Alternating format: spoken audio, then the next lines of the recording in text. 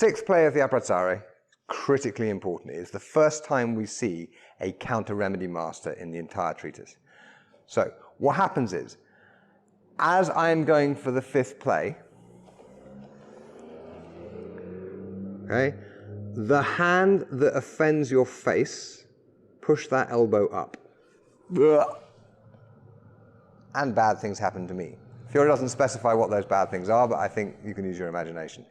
Now, critically importantly, if you compare the setup that we see in the fifth play, it's my right hand against her face. Okay, so she's going to push, according to the text, the hand that defends her face, she's going to push that elbow upwards. But the elbow you see pushed in the illustration of the sixth play is the other elbow. Give it a push.